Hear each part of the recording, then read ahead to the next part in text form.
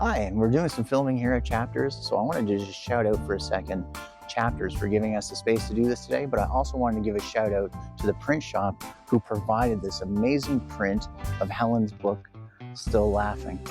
So thanks so much, print shop. I really appreciate it.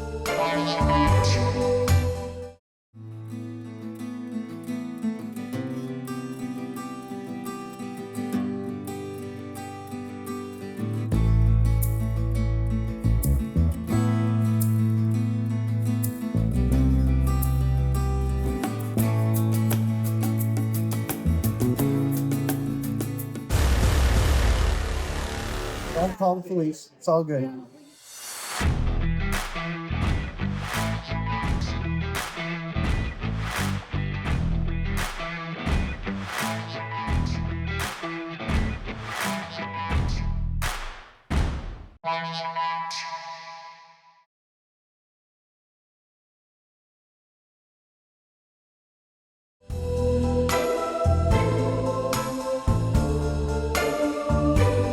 Hey, and welcome to another episode of Whatta Ya Act.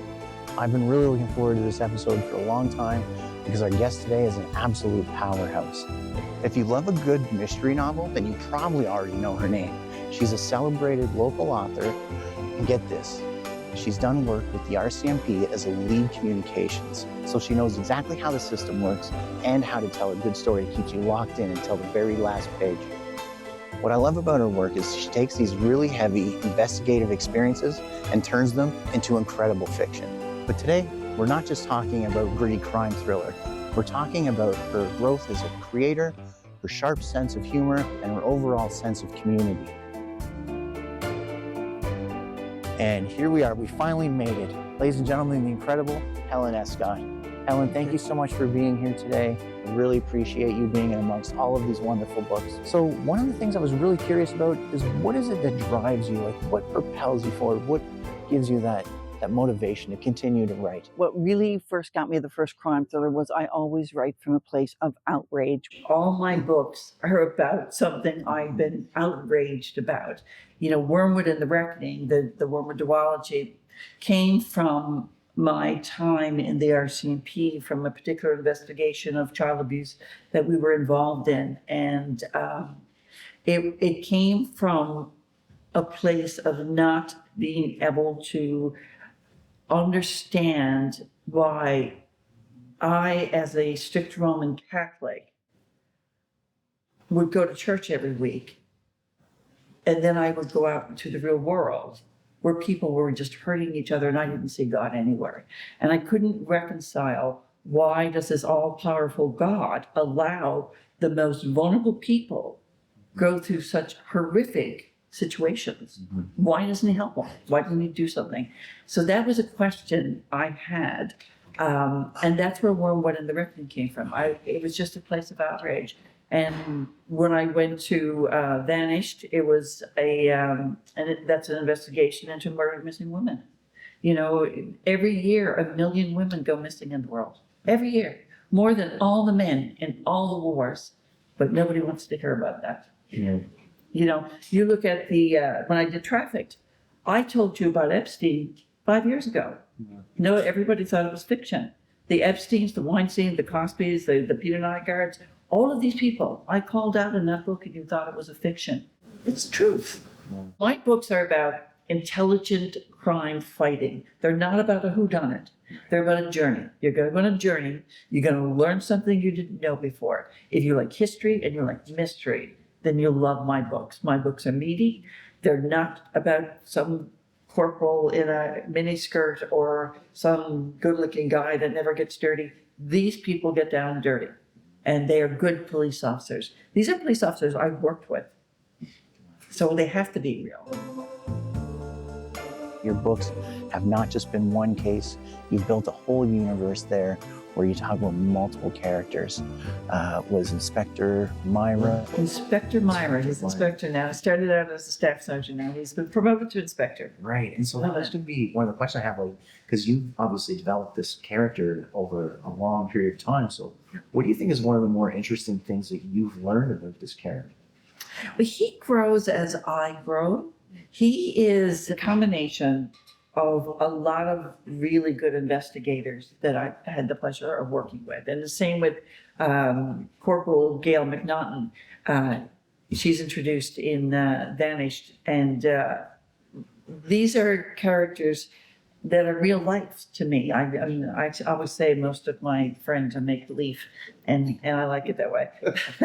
And but he is a combination of my husband, who's a retired police officer, of many police officers I've worked with. He's a whole person.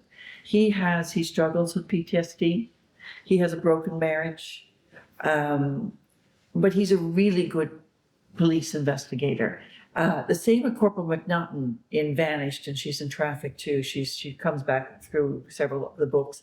And she's a female police officer. And when I first created her, I had some critics say, why didn't you give her a love interest? And I went, why? Mm-hmm. And they said, well, she should have one. Why? Mm-hmm. Well, she's a police officer. Can we not focus on the fact that a female could be a great police officer without a love interest? You know, she doesn't wear 3-inch heels and a miniskirt and finds some perfectly preserved hair in a dark room like they do. That doesn't happen? It doesn't happen, no. So, you know, I make my characters as real and relatable as possible. And I get a lot of police officers who read these books and they'll come back to me and go, good investigation. Each book is obviously very personal. And so when I'm writing the book, I have images in my head that I keep. And so when the book is finished being edited and then we sit down with the graphic designers to come up with the book cover, I obviously want it to reflect what's in the book. And of course, the designer doesn't really read the book. They create the cover from just a short paragraph. And so so what I did was we go back and forth. This is a regular process with every author and the cover is we go back and forth. So on this one with Masonic, or with Wormwood, a lot of it happens at the Basilica. It's around the ecclesiastic circle. A lot of my books happen around the ecclesiastic circle because it's such a historic area in town. And you have all of these churches operating in one circle. You won't see that anywhere else in the world. Normally churches of different religions go on opposite sides of the town. But in the middle of St. John's, this historic circle called the Ecclesiastic Circle, you'll find all these beautiful churches, and they have a lot of imagery in them. And so this is the Basilica of St. John the Baptist, and I wanted the main character, Sergeant Myra, to be on it. We couldn't come up with what he looked like.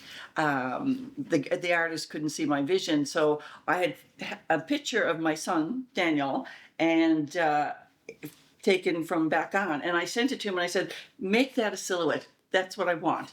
And then when we did The Reckoning, our son Colin, I wanted, that wasn't the plan to put a child on each one. It was just going to happen. And this is the Helen C statue, the historical statue down in that area also. And that plays in this book. And because this is their duology. So I wanted Myra, the main character, to be at that statue in reverence to, this is where he's on his knees. And so I had a picture of her son Colin, and I said, just do a silhouette of that. So, and it worked out really, really well. And then when I did Vanished, this one was really interesting because it's a female police officer. And when you deal with female police officers in like TV shows or literature, their role seems to be there to play off the male lead and be the love interest of the male lead. But she's not. There is no male in this book. It's her. She leads the investigation. And I don't give her a love story on purpose because she doesn't need one. Right. She is a good police officer. She is an excellent investigator. She's based on real police officers, female police officers that I had worked with. So I did not give her a love story on purpose. Right. Because I wanted the focus to be the crime, because the story is about murdered and missing women. So when we were trying to find a police officer for the cover, the graphic artist we couldn't agree on what she looked like. And I had taken this picture of my daughter at the 9/11 site in New York. back on, and I sent that to him, and I said, just do the silhouette. That's what she looks like. That's what a female police officer looks like. So each one, I've kind of incorporated my children into each one of the books somewhere. But books are always about real life, right? Even though they're fiction, there are parts of me in there. There are parts of my husband in there. There are parts of my children in there. You might even find some animals in there too. It's because, like Nora Ephron said, everything's copy, right? So I warn my children, if you tell me a story, it's going to end up in a book somewhere. Like, we can see the progression of your books through some of the cover art. And I understand also that there was an event that happened that may have changed how you do your stories or how you write. Yeah, well, I was at that time, I was a civilian member with the RCMP. I was the communication strategist for Newfoundland and Labrador. And I had an accident where I pretty well broke my back. And so I've got 2 titanium rods and 6 screws keeping my back together. So after the first surgery, I had to learn to walk again. I had to learn to move. I couldn't drive. I couldn't do anything. I could only sit home. Now, for me, for any author, anybody who works in the arts, it's required that you are OCD and have ADHD. Don't medicate it. I think we medicate our Picassos today and Shakespeare's. You kind of have to go with it.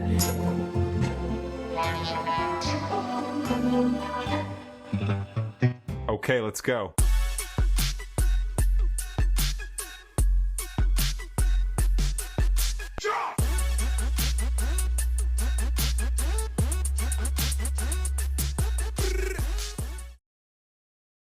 You can follow me on all my socials, on Facebook, on Twitter, on Instagram. I do a whole series on historical crime, and I do a whole series on the history of Newfoundland and Labrador. You could go to my website. It's HelenCEscott.com. There's a load of information there under historical crime. You'll also find all my books there, and some very funny stories too.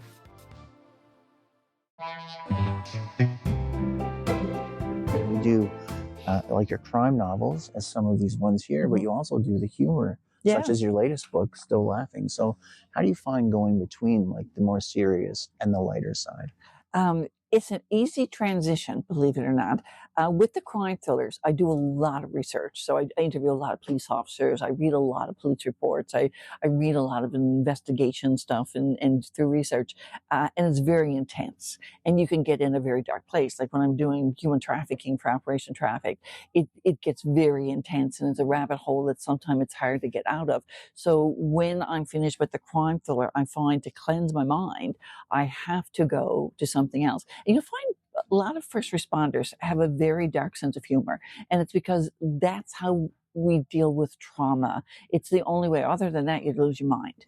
So for me, humor became how I dealt with that trauma. And I would write funny things on Facebook. And a friend of mine who worked in the military contacted me and said, you should write a blog and make those longer. And I went, I don't even know what a blog is. I have no clue. This is years ago.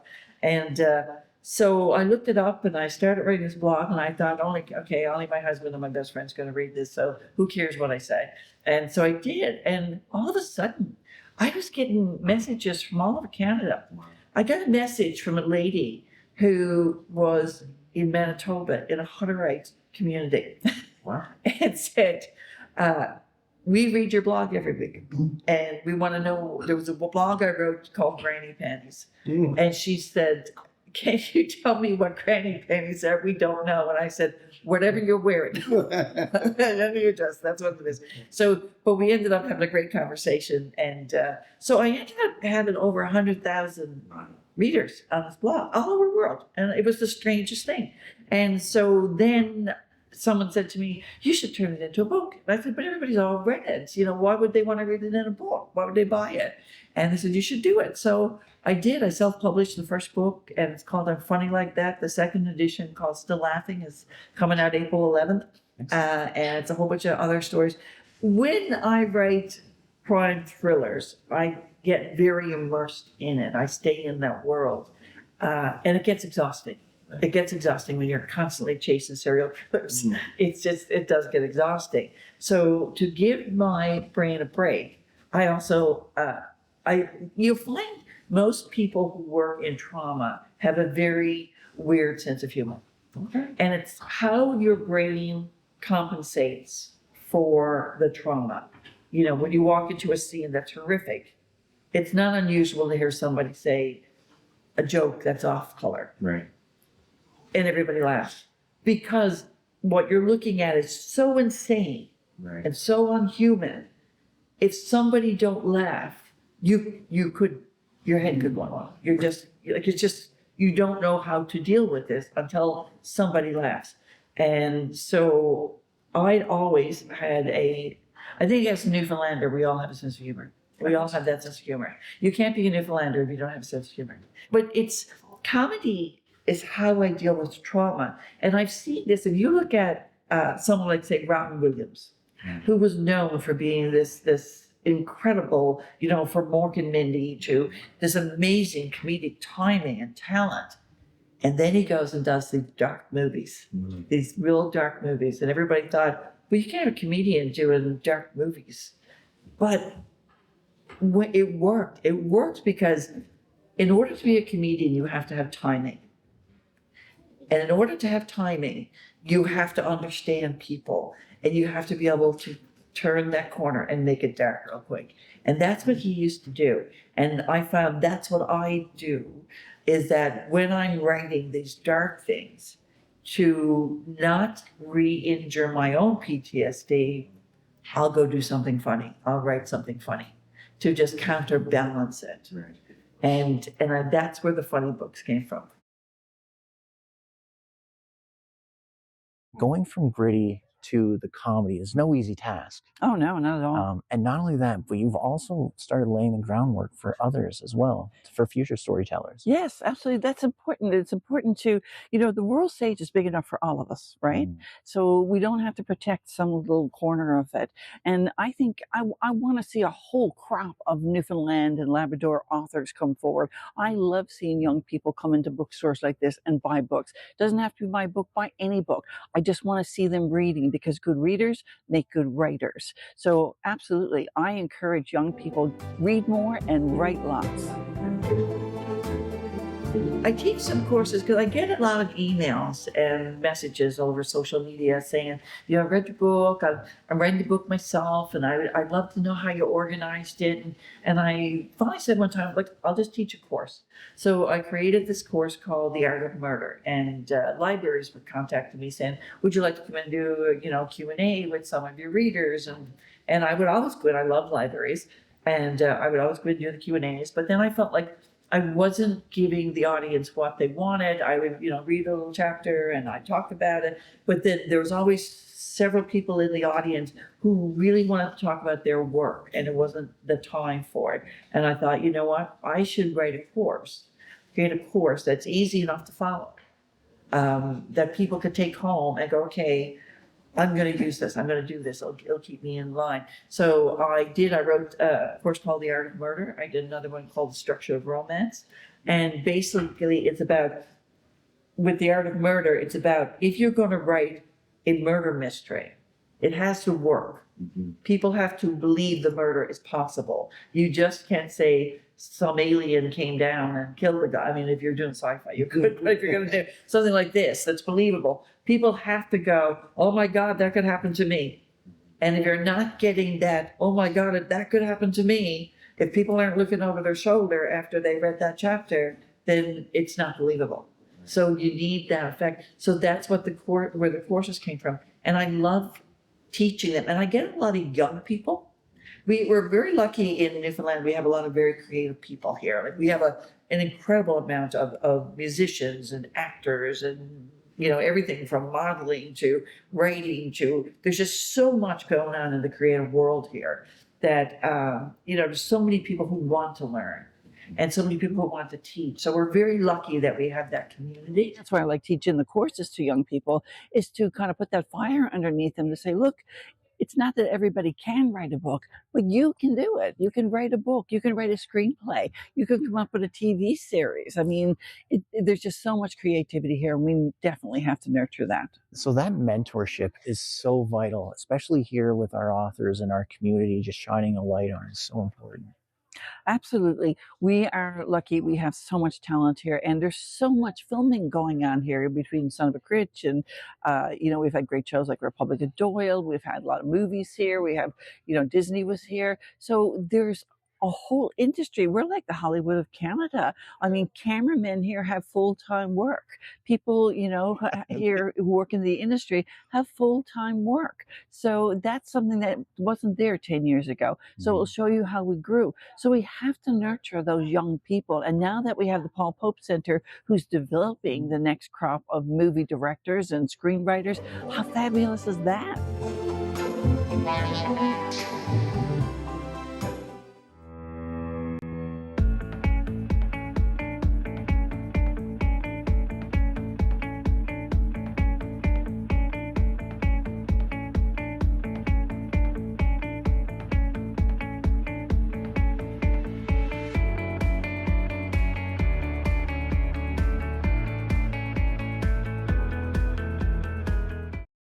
StandUpComedyNL.ca is the premier source for all things comedy in Newfoundland and Labrador. We are dedicated to promoting and celebrating the vibrant local comedy scene, showcasing talented comedians, and keeping you up to date on the latest shows, events, and performances across the provinces. Yeah, that's right. StandUpComedyNL.ca.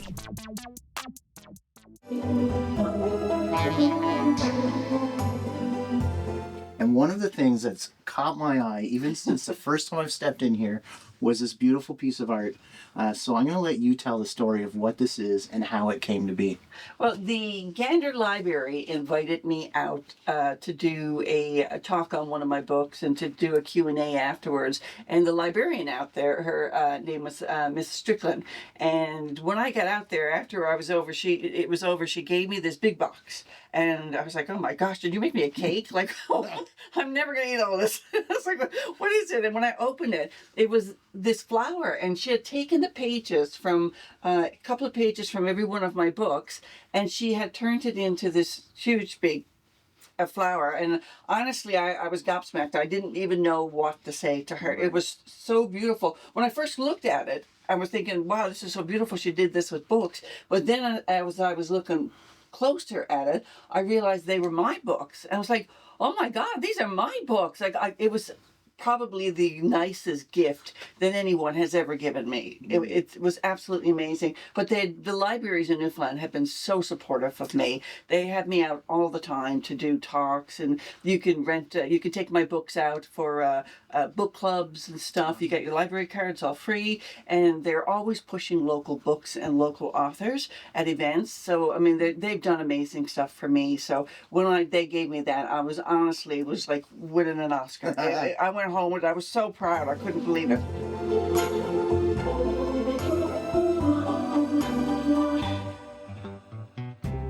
When I wrote We Will Meet Again, of course, that's the story of women. After my sister read it, she found me, she said, you put me in a book. I said, it's not you. It is me. It's exactly me. I said, but it's every woman. That's it. You see yourself in it. And I guess that's the way you should. That's why you love books. Right. You love books because you see yourself in them, or you see yourself wanting to be in them. And you just want to be in, everybody wants to be in a book. Everybody wants to be in the story, right? Yeah, so true. And having said that, if you'd ever like to put me in a story, Helen, absolutely. Bad guy or good guy? I'll be the villain. I'll take the villain. It's more fun being the villain. Yeah. You know what? Even writing, I enjoy writing the villain more than I enjoy writing the hero. Because the hero is so easy. He's the hero. He's going to win in the end, That's the way stories go. But for villains, you don't know if they're going to win. And the best thing about a villain is that you bring the villain to the point where the reader, in the right moments, would do the exact same thing. Right. Wow. If they could get away with it. Yeah. If they could get rid of someone who was antagonizing them and get away with it, would they do it if nobody was looking?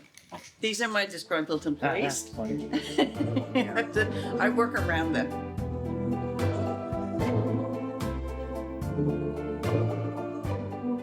My cat's name used to be Heathcliff.